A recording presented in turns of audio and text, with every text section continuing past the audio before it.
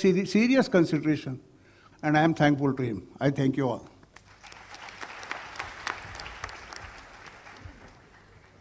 May I now request respected Advocate K.R. Hingorani to present his presidential address.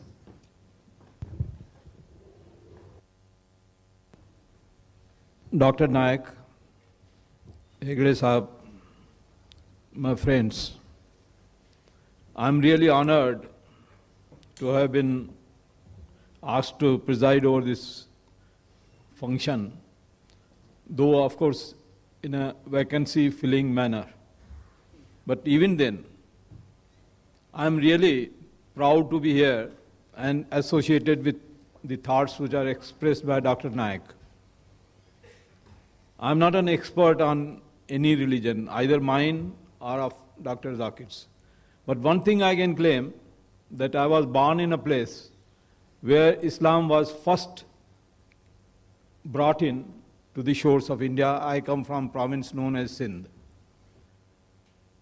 For the first time in my life, I have heard a Muslim scholar, though I have heard so many Muslim Maulanas, who can understand and really read the things comparatively, not only from an exclusive point of view, as normally it is misunderstood by us, that Islam is an exclusive religion, only meant for compartmental people who believe in certain things and who disbelieve in other things.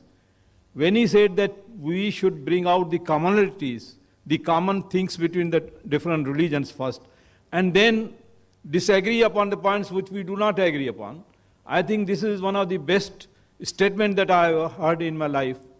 Once I had heard Dr. Radhakrishnan speaking in the same vein on the comparative religions of India, and after that, after about 50 years, I heard Dr. Naik to speak, that there are certain common things. And really there are certain common things, because when he spoke about the taqwa, it's an Arabic word, I think that is the pronunciations, and he said it is God consciousness, I was reminded of my own Shivaism, Kashmiri Shivaism, which also talks about the God consciousness as being the fundamental force in life, that everything emanates from it.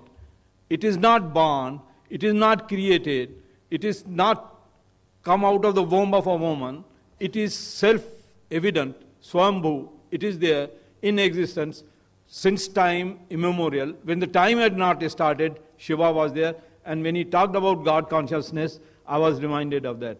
Hinduism as such is not restricted only to Vedanta. The four Vedas are also very difficult to understand. Of course, he has studied them. I bow before his scholarliness, and I feel that what he says is correct. And I quite agree with him that Hindu word is a geographical connotation, and I'm proud to say that it came into existence because of the Sindh. When the foreigners came to India, they tried to cross the Indus River, especially Sikandar. And he said that it is Sindhu, it was told to him that the name of this river is Sindhu. And being an Iranian or a Unani, he could not pronounce Sindhu, he said it is Hindu. Hafta Hindu, they call 7 rivers as Hafta Hindu, 7 rivers. So I'm proud that the word Hindu has come because the Sindh was there.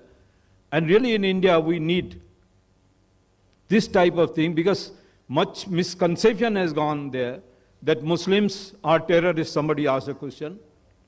I mean, I think this is the most reprehensible statement that was ever made, that Muslims are terrorists.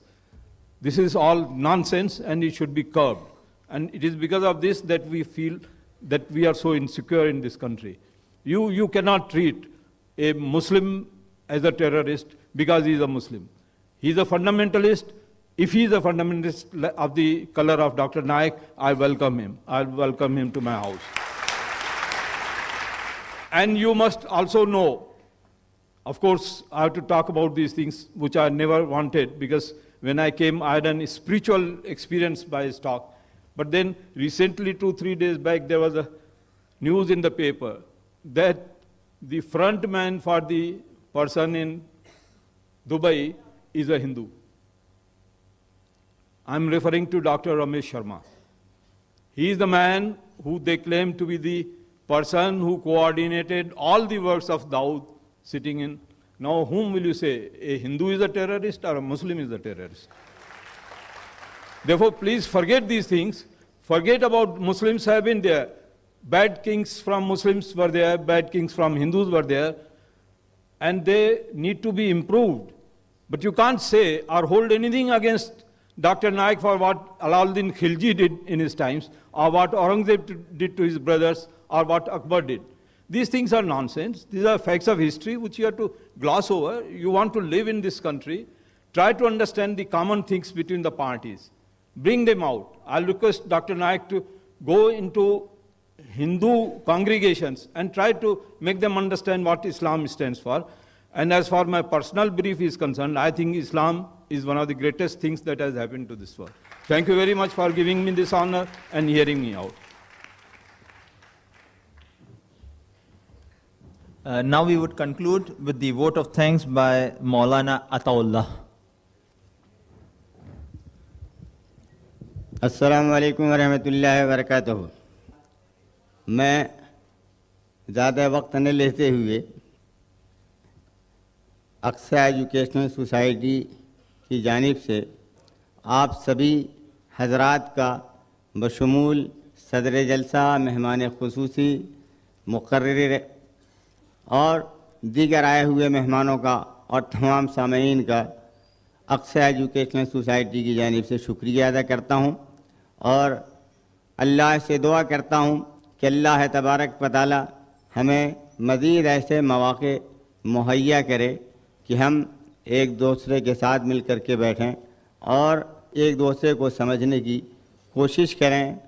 Doctor صاحب کی تقریر کا عنوان بقول علامہ حالی کی زبان وہی تھا کہ یہ پہلا سبق تھا کتاب خدا کا کہ مخلوق کنبہ ہے ساری خدا کا، خلائق سے رشتہ ہو جس کو ولا کا، وہ محبوب ہے خالق دوسرا کا.